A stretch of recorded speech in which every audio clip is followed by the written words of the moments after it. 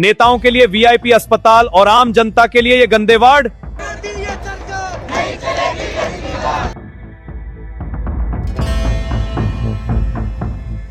দর্শক, শ্রীলঙ্কার দাপুটের রাজাপাকসে পরিবারের পতন এবং বাংলাদেশের লৌহ মানবী খ্যাত শেখ হাসিনার অভাবনীয় দেশ ত্যাগের পর বিশ্ব রাজনীতির দাবার বোর্ডে এবার সবচেয়ে বড় এবং ভয়ঙ্কর ভূমিকম্পটি আঘাত এনেছে খোদ ভারতের নয়াদিল্লির বুকে। যে নরেন্দ্র মোদীর প্রশাসন নিজেদের দক্ষিণ এশিয়ার সবচেয়ে অপ্রতিরোধ্য, স্থিতিশীল এবং শক্তিশালী সরকার বলে দাবি করত, আজ তাদের সেই অহংকারের মসনদ চরমভাবে টলমল করছে। আর এই মহাবিস্ফোরণের নেপথ্যে কোনো শক্তিশালী বিরোধী দল, বিদেশি শত্রু বা সামরিক বাহিনী নেই, বরং রয়েছে ভারতের রাজপথে নেমে আসা কোটি কোটি বিক্ষুব্ধ তরুণ বা জেনজি প্রজন্ম। আরো অবাক করা বিষয় হলো, এই ভয়ঙ্কর গণ অভ্যুত্থানের নেতৃত্ব দিচ্ছে সম্পূর্ণ নতুন এবং সাধারণ মানুষের কাছে একদমই অপরিচিত একটি রাজনৈতিক শক্তি, যার নাম ককরোচ জনতা পার্টি বা তেলাপোকা জনতা দল। যে তরুণ প্রজন্মকে একদিন তুচ্ছ তাচ্ছিল্য করে তেলাপোকা বলে গালি দেওয়া হয়েছিল, আজ সেই তেলাপোকারাই দিল্লির রাজপথ দখল করে মোদী প্রশাসনের রাতের ঘুম চিরতরে হারাম করে দিয়েছে। এটি শুধু একটি দলের নাম নয়, এটি ভারতের কোটি কোটি শিক্ষিত, বেকার এবং অধিকার বঞ্চিত তরুণের দীর্ঘদিনের পুঞ্জীভূত ক্ষোভের এক ভয়ঙ্কর অগ্নুৎপাত। আপনাদের মনে নিশ্চয়ই একটি বড় প্রশ্ন ঘুরপাক খাচ্ছে, একটি রাজনৈতিক দলের নাম কেন তেলাপোকা বা ককরোচ হবে? এর পেছনে লুকিয়ে আছে এক চরম অপমান, রাষ্ট্রীয় অহংকার এবং ক্ষমতার অপব্যবহারের এক চাঞ্চল্যকর ও হৃদয় বিদারক গল্প। ভারতে দীর্ঘদিন ধরেই শিক্ষা খাতে এক চরম নৈরাজ্য, অরাজকতা এবং লাগামহীন দুর্নীতি চলছে।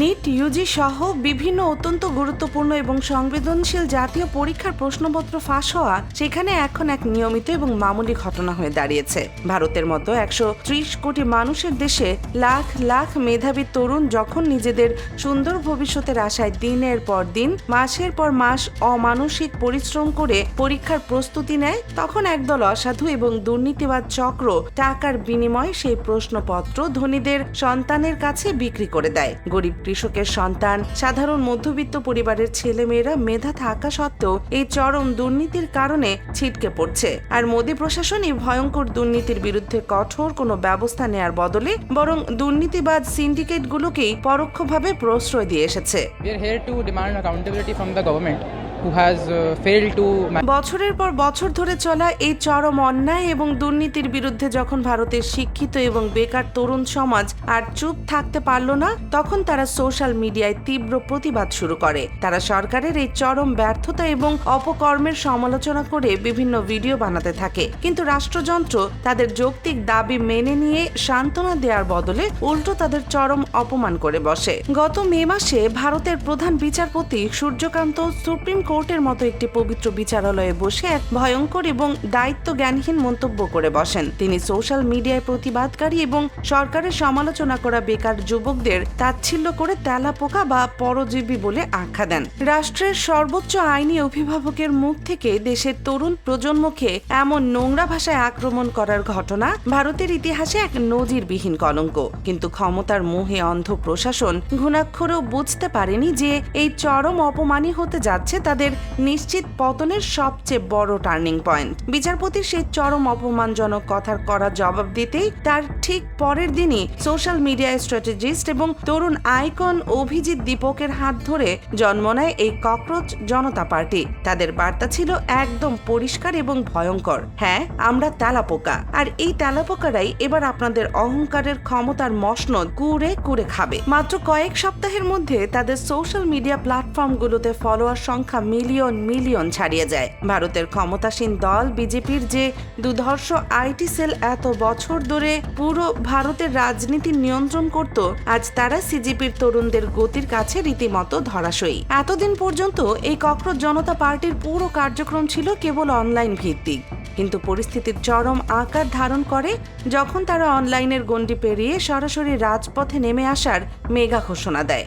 নিট দুর্নীতি এবং শিক্ষামন্ত্রী ধর্মেন্দ্র প্রধানের তাৎক্ষণিক পদত্যাগের দাবিতে তারা সরাসরি নয়াদিল্লির প্রাণ কেন্দ্র যন্তর মন্তরে এক বিশাল বিক্ষোভ সমাবেশের ডাক দেয়। এই বিক্ষোভে সরাসরি নেতৃত্ব দেওয়ার জন্য দলের প্রতিষ্ঠাতা অভিজিৎ দীপক খোদ যুক্তরাষ্ট্র থেকে বিমানে করে দিল্লিতে এসে পৌঁছেছে। তিনি যখন দিল্লির ইন্দিরা গান্ধী আন্তর্জাতিক বিমানবন্দরে ল্যান্ড করেন তখন সেখানে যে অভাবনীয় দৃশ্য তৈরি হয়েছিল তা ভারতের গোয়েন্দা সংস্থাগুলোকে চরম আতঙ্কের মধ্যে ফেলে দেয়। তাকে স্বাগত জানাতে বিমানবন্দরে ভিড় জমায় লক্ষ লক্ষ তরুণদের এই গগনবিদারী স্লোগান আর উন্মাদনা দেখে মোদী প্রশাসন খুব ভালোভাবেই বুঝতে পেরেছিল এটা হলো ভারতের বুকে এক আসন্ন এবং অপ্রতিরোধ্য গণ অভ্যুত্থানের অশনি সংকেত। এই জেনজির বিক্ষোভকে মোদী প্রশাসন এতটাই ভয় পেয়েছে যে পুরো নয়া দিল্লি শহরটিকে এখন একটি অঘোষিত সামরিক দুর্গে পরিণত করা হয়েছে। যে কোনো ধরনের পরিস্থিতি এড়াতে দিল্লি পুলিশ প্রকাশ্যে মাত্র 2000 পুলিশ মোতায়েন করার কথা বললেও বিশ্ব গোয়েন্দা সূত্র মতে সিভিল ড্রেস বা সাদা পোশাকে পুরো দিল্লি জুড়ে কয়েক লক্ষ পুলিশ, র্যাব, অসামরিক বাহিনী এবং সেনাবাহিনীর সদস্যদের অত্যন্ত গোপনে মোতায়েন করা হয়েছে। প্রধানমন্ত্রী নরেন্দ্র মোদী, স্বরাষ্ট্রমন্ত্রী অমিত শাহ এবং শিক্ষামন্ত্রী ধর্মেন্দ্র প্রধানের বাসভবনের চারপাশ নিরাপত্তার নিশ্ছিদ্র চাদরে ঢেকে ফেলা হয়েছে। এমনকি এই বিক্ষোভ ঠেকাতে ভারতের আদালতে জনস্বার্থে একটি মামলাও দায়ের করা হয়েছিল, কিন্তু দিল্লির হাইকোর্ট যখন জরুরি ভিত্তিতে সেই মামলার শুনানি করতে অস্বীকৃতি জানালো তখন মোদী প্রশাসনের ভয় আরও বহু গুণে বেড়ে যায়। এরই মাঝে শুরু হয়েছে ভারতের সবচেয়ে বিতর্কিত এবং ঘৃণ্য একটি অধ্যায়, গদি মিডিয়ার নগ্ন প্রোপাগান্ডা। এই মিডিয়ার প্রধান কাজই হলো সত্যকে গোপন করে মিথ্যাকে চরম সত্য হিসেবে সাধারণ মানুষের মগজে ঢুকিয়ে দেয়া। যখন বিহার রাজ্যে একের পর 1 কোটি টাকার ব্রিজ তাসের ঘরের মতো ধসে পড়ছে, ভারতের লাখ লাখ গরিব মানুষ না খেয়ে মারা যাচ্ছে, মণিপুরে জাতিগত দাঙ্গায় দাও দাও করে আগুন জ্বলছে, তখন এই গদি মিডিয়াগুলো সম্পূর্ণ নীরব দর্শকের ভূমিকা পালন করে। আর যখন সারা দেশে প্রশ্ন ফাঁস নিয়ে লাখ লাখ শিক্ষার্থী রাস্তায় নামার প্রস্তুতি নিচ্ছে, তখন নরেন্দ্র মোদী ইতালি সফরে গিয়ে ইতালির প্রধানমন্ত্রী জর্জিয়া মেলিনিকে মেলোডি চকলেট উপহার দিতে ব্যস্ত। এই গদি মিডিয়াগুলো শিক্ষার্থীদের আর্তনাদ প্রচার না করে ঘন্টার পর ঘন্টা প্রাইম টাইমে নিউজ করেছে মোদী কেন মেলোডি চকলেট গিফট করলেন, এর স্বাদ কেমন, মেলোনি এই চকলেট পেয়ে কেমন হাসলেন, এসব আবর্জনা দিয়ে তারা মানুষের ব্রেইন ওয়াশ করছে। কিন্তু আজ যখন কোটি কোটি তরুণ এই গদি মিডিয়ার তোয়াক্কা না করে জেনজি আন্দোলনের ডাক দিয়ে রাজপথে নেমেছে, তখন এই মিডিয়াগুলো নিজেদের অস্তিত্ব বাঁচাতে নতুন এক হাস্যকর ষড়যন্ত্র তত্ত্ব প্রকাশ করা শুরু করেছে। তারা দাবি করছে ভারতের এই জেনজি আন্দোলনের পেছনে নাকি মার্কিন যুক্তরাষ্ট্র এবং নোবেল জয়ী ডক্টর মোহাম্মদ ইউনুসের সরাসরি ইন্ধন এবং মাস্টার প্ল্যান রয়েছে। ঠিক যেভাবে তারা বাংলাদেশ, নেপাল এবং শ্রীলঙ্কার ছাত্র অভ্যুত্থানের নেপথ্যে আমেরিকার গোপন হাত খুঁজেছিল।